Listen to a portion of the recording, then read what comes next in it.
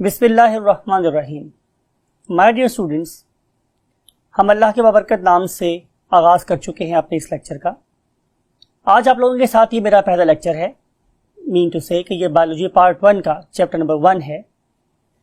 और I know you people are trying to be a doctor by your own choice, और I know very well कि वो जो लोग जो मेडिकल में आते हैं they are very much consistent in their approaches, and then they always try to learn the things from the base on logical grounds.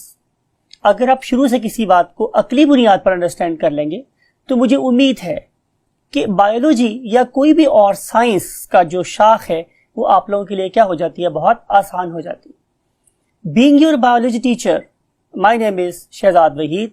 ये शहजाद वहीद की जिम्मेदारी है कि वो आप लोगों को कोई बात नहीं बल्कि हर एक बात किसी लॉजिकल ग्राउंड के ऊपर बताए, सो दैट कि आपका कॉन्सेप्ट इंप्रूव हो और बायोलॉजी आप लोगों को जिंदगी के इर्द गिर्द घूमती हुई नजर आए। आप कुछ भी खाएं, आप कुछ भी पिए, कुछ भी ऑब्जर्व करें, तो आपके इल्म से, आपके गुफ्तार से, आपकी स्पीच नजर आना चाहिए कि you are student of medical sciences, right. आ तुझको बताऊं मैं तकदीर उमम क्या है, शमशीर व सना अव्वल ताऊस व रुबाब आखिर। अगर मैं इस मुश्किल से शेर को एक सिंपल इंग्लिश में कन्वर्ट करना चाहूं तो मतलब होगा फर्स्ट डिजर्व देन डिजायर। आप मोटिवेशन शो करेंगे, आप इखलास शो करेंगे अपनी लर्निंग में, अपनी अंडरस्टैंडिंग में, अपनी राइटिंग में, अपने पेपर अटेम्प्ट करने के स्टाइल में, तो दुनिया की कोई ताकत आपको अपनी मंजिल हासिल करने से नहीं रोक सकती। सो बी मोटिवेटेड। अगर आपके मार्क्स कोई थोड़े से कम भी आए हैं ग्रेड 9-10 में, तो it was past. Future, very bright future is ahead of you. You must be very much motivated, you must be committed. Never quit your dreams. अपने ख्वाब को कभी मत छोड़ें। If you are sticking to your own goals, if you are setting your own goals, आप अपनी मंजिल का तय खुद करने वाले हैं तो रास्ते खुद ब खुद निकल आते हैं, right students. So with this introductory you can say lecture, introductory advices, now I want to start the very first chapter of biology, and name of that very chapter is what? Introduction. So without wasting a single moment, let's move to the whiteboard. Yes my dear future doctors, मैं आप लोगों से मुखातिब हूँ, क्योंकि अगर आप biology पढ़ना स्टार्ट करने वाले हैं तो यू नो वेरी वेल कि हमारी फाइनल डेस्टिनेशन, हमारी आखिरी मंजिल, हमारी आखिरी ख्वाहिश, हमारी आखिरी तमन्ना या आरजू क्या है कि हम एक डॉक्टर बन जाए। तो इसीलिए मैं कोशिश करूंगा कि जब भी मैं आप लोगों से एड्रेस करूं, मैं ये मोटिवेशन आपके अंदर हमेशा डालता रहूं, ये लफ्ज कह के कि yes my future doctors, right my dear doctors. अब हम स्टार्ट करने वाले हैं व्हाट? इंट्रोडक्शन।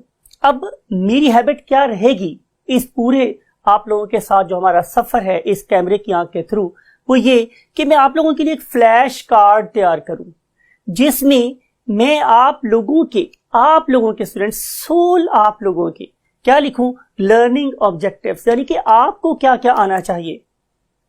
और हमारी ये भी ख्वाहिश होगी इस प्लेटफॉर्म के ऊपर हम आप लोगों से बहुत टू दी पॉइंट लेकिन कॉन्सेप्चुअल बातें करें, वो वाली बातें जो जिंदगी में आप लोगों के लिए मुख्तलिफ मकाम पे मशअल राह बन के आपको गाइड कर रही हूं।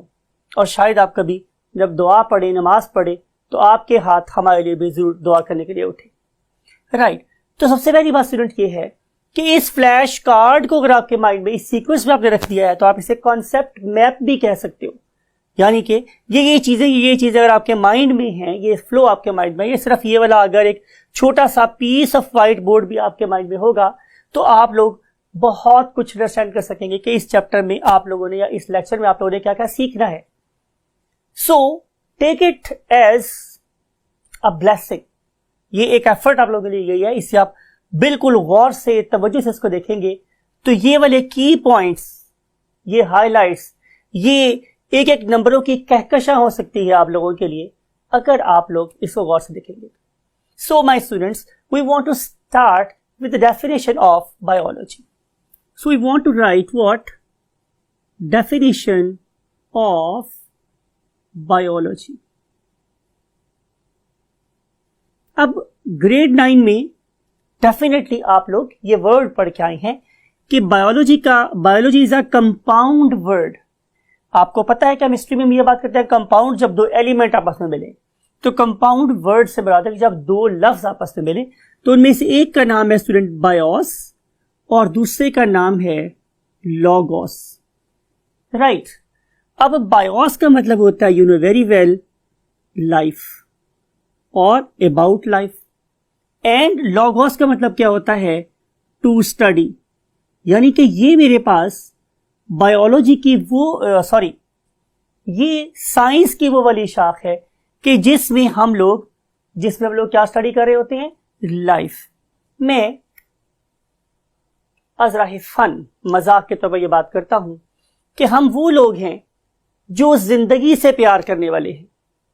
हम वो लोग नहीं हैं जो एटम बम बनाएं लोगों के ऊपर गिराएं या केमिकल बॉम्ब बनाएं और लोगों के ऊपर गिराएं और उससे जिंदगी खत्म हो जाए। हम तो उस पर्टिकुलर सांप को भी इकोसिस्टम में से खत्म नहीं करना चाहते जो हमें डस के हमें मार सकता है। हमें यह बात पता है कि अगर हम उस स्नेक को भी पॉजिटिवली यूज करें तो हम उससे भी कई इंसानों की जान बचा सकते हैं, राइट माय डियर स्टूडेंट्स। तो हम वो लोग हैं जो जिंदगी से प्यार करते हैं। We study what the life, we study various forms of life, we want to pay tribute. हम तो सल्यूट करना चाहते हैं, सलाम करना चाहते हैं हर उस टाइनी से टाइनी क्रिएचर को जो इस इकोसिस्टम में अपना किरदार अदा कर रहा है। मुझे एक शेर भी याद आ रहा है कि हर चीज से है तेरी कारीगरी टपकती, ये कारखाना तूने कब रायगा बनाया। यानी कि आप अल्लाह रब्बुल इज्जत की एक छोटी से छोटी चीज को देखें, जिसे हम वायरस कह रहे हैं, बैक्टीरिया कह रहे हैं, उस पर्टिकुलर चीज का भी मेरे इकोसिस्टम में एक रोल है। It is not useless. Every tiny creature is contributing a lot in the existence of this ecosystem, right? तो हम वो लोग हैं जो किससे प्यार करते हैं स्टूडेंट्स, बायोलॉजी से, मींस लाइफ से। अब अगले पैराग्राफ में जैसे मैंने पहले आपसे प्रॉमिस किया कि हम कोशिश करेंगे कि हम बुक के साथ स्टक रहें, तो अगले पैराग्राफ में आप लोगों से कहा गया कि अगर हम लाइफ को स्टडी करने वाले लोग हैं तो क्या हम लाइफ के बारे में हर सवाल का जवाब दे सकते हैं। तो answer is no. For example, हम बहुत से मजहबी बातों का या थियोलॉजिस्ट्स का जवाब नहीं दे सकते। मिसाल के तौर पे जी जिंदगी बताने की लॉजिक क्या है, why, what is the reason और why there is life, it is a logical question for a biologist, right. हम इसका जवाब हरगिज नहीं दे सकते। इसलिए मैंने उसको यहां पे कैसे लिखा है माय डियर स्टूडेंट्स, मैंने लिखा है IRQs, यानी कि ये बीइंग बायोलॉजिस्ट ये मेरे लिए एक IRQ है, मींस इररेलेवेंट क्वेश्चन है, राइट। इस इररेलेवेंट क्वेश्चन के अलावा और भी बहुत से सवाल किए जा सकते हैं। मिसाल के तौर पे जिंदगी कैसे वजूद में आई, जिंदगी जमीन पे वजूद में आई या जमीन के अलावा कहीं और वजूद में आई। चलें मान लेते हैं जिंदगी जमीन पे वजूद में नहीं आई, तो फिर जहां ये वजूद में आई थी वहां कैसे वजूद में आई थी। तो ये वो ऐसे क्वेश्चन है जिन्हें हम लोग बीइंग बायोलॉजिस्ट एड्रेस नहीं करना चाहते। शायद हमारे ये फिलोसफर और थियोलॉजिस्ट और हमारे जो रिलीजन से कंसर्निंग लोग हैं उनके क्वेश्चंस। लेकिन ये बात हमें याद रखिएगा स्टूडेंट्स, मैं आपसे कहना ये चाह रहा हूं कि आप अपनी हर साइंटिफिक प्रॉब्लम का आंसर अपने कुरान में ढूंढे, आपको मिल जाएगा। लेकिन ऐसा जरूरी नहीं है कि हर वो बात जो कुरान में लिखी है आपकी अकल उस काबिल है कि आप उसे इवेलुएट कर सकें, राइट माय डियर स्टूडेंट्स। सो हम इन इररिलेवेंट क्वेश्चंस के अंदर नहीं जा रहे। हम साइंस के लोग, शायद आपने ग्रेड 9 में पढ़ा था, 10 में पढ़ा था या उससे प्रीवियस क्लासेस में, कि हम हवासे खमसा पे बिलीव रखते हैं, जो 5 हमारी सेंसेस हैं, राइट। हम उन पे बिलीव रखते हैं बिकॉज कि हम किसी चीज को छू नहीं सकते तो हम उस पर एक्सपेरिमेंट कैसे कर सकते हैं, right. So we always believe in experimentation. For example, अगर बंदा मेरे से ये पूछे कि रूह क्या है, तो I can not carry out experiment with the spirit और रूह। तो I must, being scientist, I must not indulge my self in answering the questions regarding spirit और रूह। You got the point. अब हम देखते हैं कि फिर रेलेवेंट क्वेश्चन क्या है। Now we want to discuss some RQs, RQ stand for relevant questions. Relevant question, तो मेरे पास स्टूडेंट्स रेलेवेंट क्वेश्चन ये जरूर हो सकता है कि मान लेते हैं हम लाइफ को स्टडी करने वाले लोग हैं, तो फिर what is the definition of life?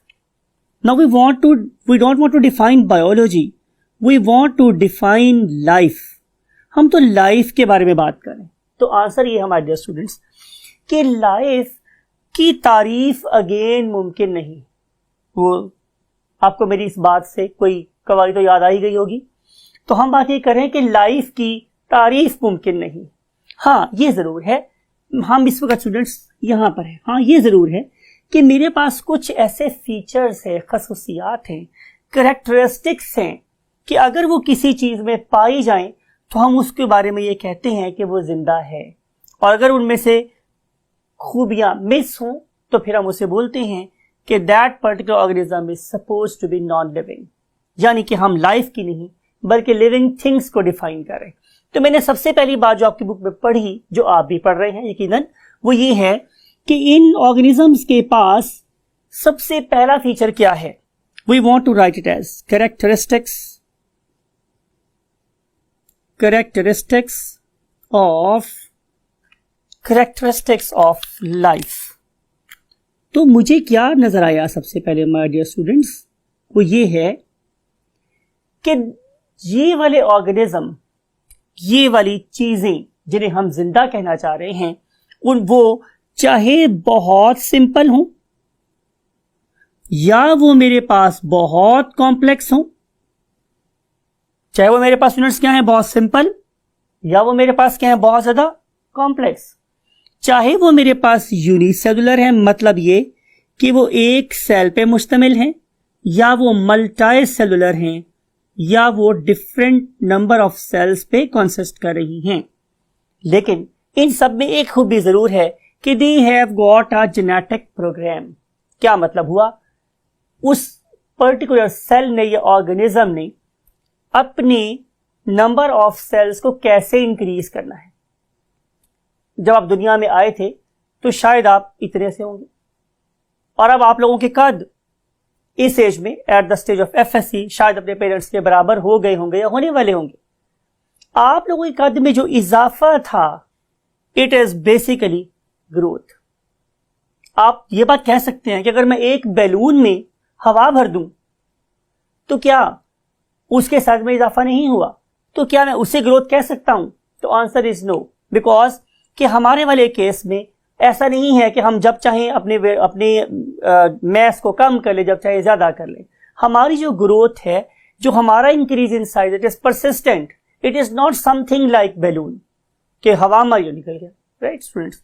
फिर दूसरी बात यह है कि हमें ये एबिलिटी है लिविंग थिंग्स में कि अगर वो during the course of growth अगर उनके अंदर कभी कोई इंजरी हो जाती है तो वो उसे रिपेयर भी कर सकते हैं। ग्रेड 9-10 की बुक में आप लोगों ने बिल्कुल दो बड़े इंपॉर्टेंट कॉन्सेप्ट पढ़े हुए हैं, जिसमें से एक का नाम आपने पढ़ा था एपोप्टोसिस। एपोप्टोसिस क्या है? एक प्रोग्राम्ड सेल डेथ है। आपके हर सेल को पता है कि उसे कब डिवाइड करना है, उसकी एवरेज लाइफ कितनी है, कब तक वो अपने फंक्शन परफॉर्म करेगा और कब उस पर्टिकुलर सेल की फिजिकल या नेचुरल डेथ हो जाएगी। फिर आपने एक से एसोसिएटेड टर्म भी पढ़ी थी, उसका नाम था व्हाट? नेक्रोसिस। अब ये एक सुसाइडल डेथ है। तो जितने भी ये सेल्स हैं इनमें ये प्रोग्राम दिए हुआ अल्लाह ने उनको प्रोग्रामिंग की हुई है उस सेल की कि तुमने कब डिवाइड करना है, कब अपने हार्मोनल, कब तुमने अपने एंजाइम के रेफरेंस से पीक पर जाना है और कब तुम्हारे एंजाइम की डिग्रेडेशन स्टार्ट होगी और कब तुम्हारी डेथ हो जाएगी। ये देखें तो कम से कम इसकी जो रिलेशन है वो हमारी लाइफ की तरह सही है, राइट। कब हम छोटे बच्चे होते हैं, फिर हम थोड़े से लड़के बन जाते हैं, फिर हम लोग नौजवान हो जाते हैं, फिर हम जवान हो जाते हैं, फिर हम उधेड़ में चले जाते हैं, फिर हम बूढ़े हो जाते हैं, फिर हमारी डेथ हो जाती है। तो ऐसा ही कोई कैस्केड ऑफ इवेंट्स है हमारे सेल के साथ भी प्रेजेंट है। फिर दूसरी बात स्टूडेंट्स ये है कि ये ऑर्गेनिज्म में एबिलिटी है कि दे कैन रेस्पायर, यानी कि ये ऑक्सीजन ले रहे हैं और CO2 बाहर दे रहे हैं। ऑक्सीजन का लेना और CO2 को निकालना ये बेसिकली क्या है? रेस्पायरेशन है, चाहे ये एक सेल कर रहा हो या कोई बहुत ज्यादा बड़ा ऑर्गेनिज्म कर रहा हो। फिर उसके अलावा स्टूडेंट्स ये है कि हमारी जो बॉडी है ये स्टैटिक नहीं है, it is constantly absorbing the substances from the surrounding, carrying out some activity over in the terms of chemical reaction, right. और फिर उसके बाद इन केमिकल रिएक्शंस के रिजल्ट में जो एक वर्ड जनरेट करते हैं हम लोग, उसे हम बोलते हैं what, metabolism. Metabolism means sum of overall reactions taking place inside the cell or inside the whole body। फिर you know very well कि metabolism दो टाइप का हो सकता है। One of them is called as constructive metabolism, mean to say कि we are going to try to combine simple things and we are trying to construct a huge complex, right। अब इसे हम लोग क्या नाम देंगे students, anabolism। The other way is, other part of the metabolism is called as catabolism, and catabolism stands for karate, kata, torna, right। Okay, in this case we are going to carry out some destructive metabolism, and destructive metabolism is known as catabolism, and sum of overall means sum of anabolism plus catabolism is called as metabolism। I may write it for you that anabolism plus catabolism, it is called as what, metabolism,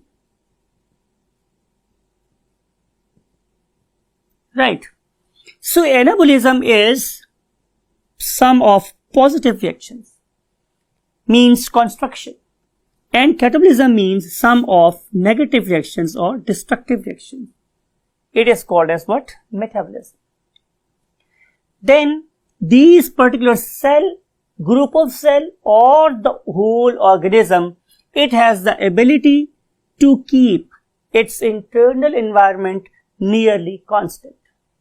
मैं आप लोगों से ये कहूं कि जनाब अभी आप लोग क्या किया, आपने फुटबॉल खेला है फॉर एग्जांपल, या आपने लॉन टेनिस खेली है, तो आपकी बॉडी बहुत ज्यादा गर्म हो रही है, and if you want to get rid of excessive heat very quickly, तो आप क्या करेंगे, आप जाके किसी ठंडे रूम में बैठ जाएंगे।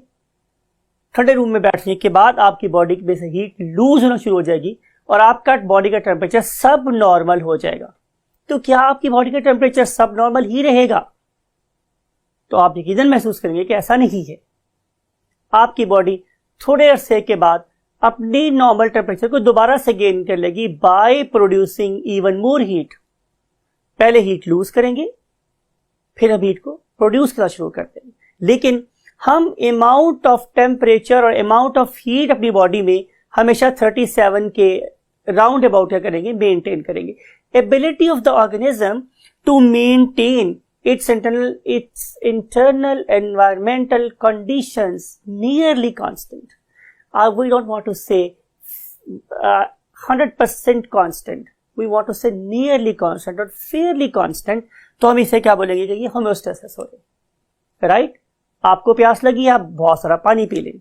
आपकी बॉडी में बहुत ज्यादा अमाउंट में वाटर एक्यूमुलेट हो गया है, तो उसको यूरिन के थ्रू पास कर दें, right. So this gain and loss is due to the fact that your body is trying to maintain water concentration in your body nearly constant, or it is trying to carry out what? Homeostasis.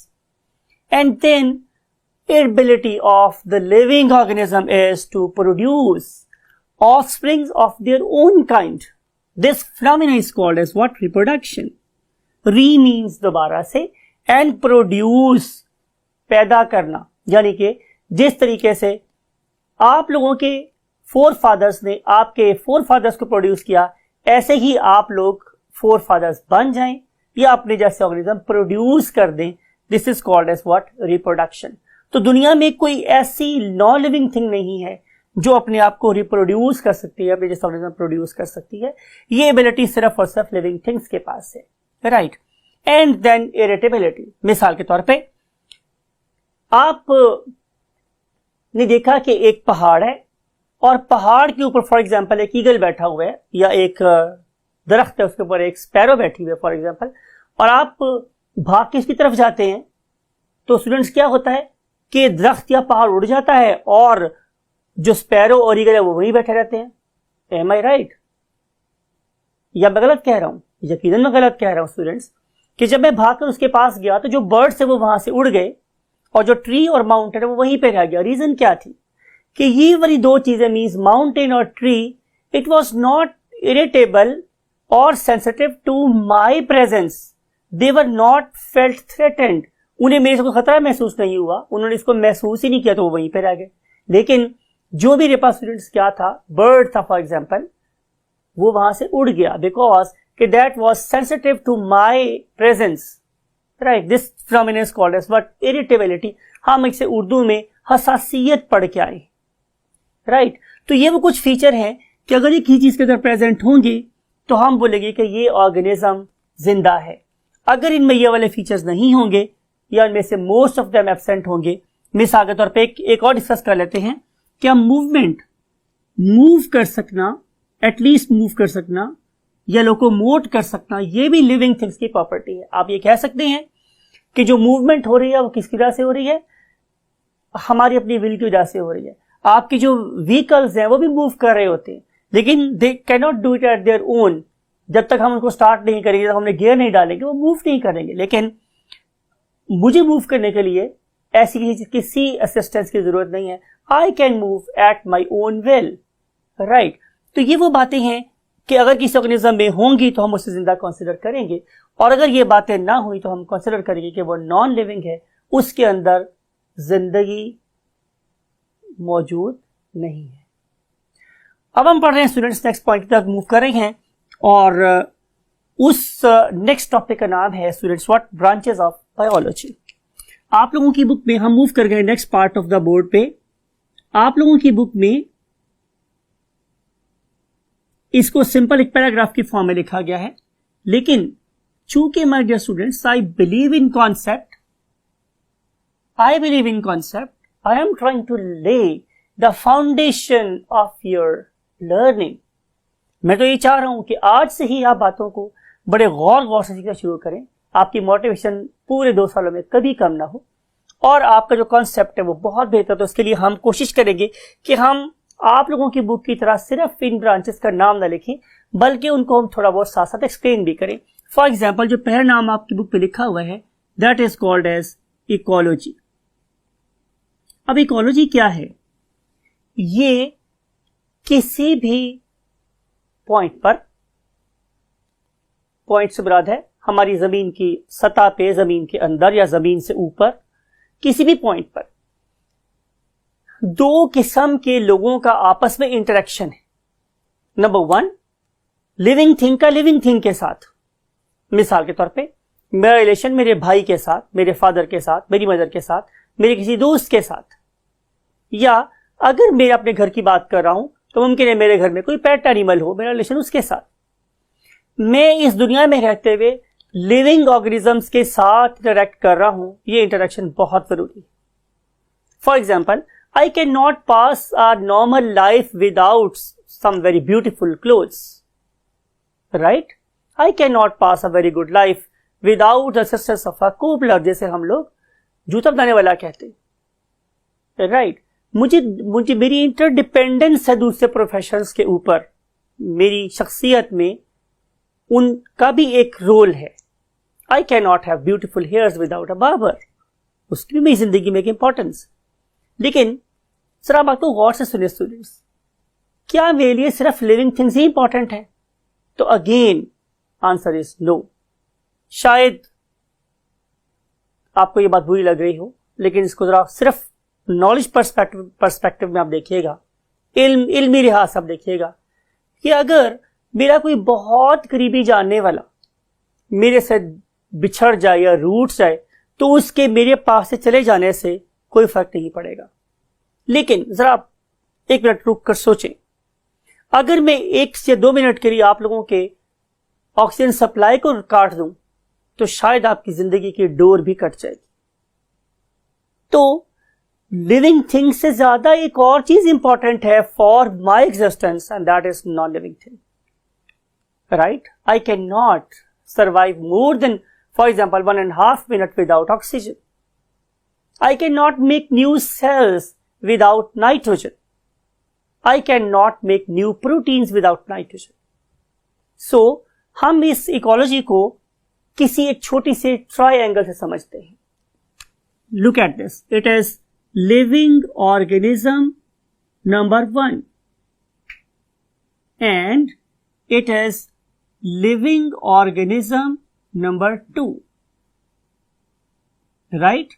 Both of them are interacting with each other. But simultaneously, they are also interacting with non-living things. And I think, मैंने आपसे पहले ये बात कही है कि मेरा सबसे स्ट्रॉन्ग रिलेशन, अब जाहिर है मेरा अपने मदर फादर के साथ हो सकता है या होता है, लेकिन उनके दुनिया से चले जाने के बाद भी बच्चे वहीं पे रहते हैं. लेकिन जो नॉन लिविंग थिंग्स हैं, something like oxygen, something like CO2, something like N2, something like water, right. तो ये थी मेरे पास वर्ड. आप लोगों की पहली branch. Due to time constraint हम अपने लेक्चर को यहीं पे रखते हैं और सेकेंड लेक्चर में हम आप लोगों से इसकी फर्दर ब्रांचेस के बारे में मजीद डिटेल से बात करेंगे. Till that time, take very good care of yourself and your great parents. Bye bye.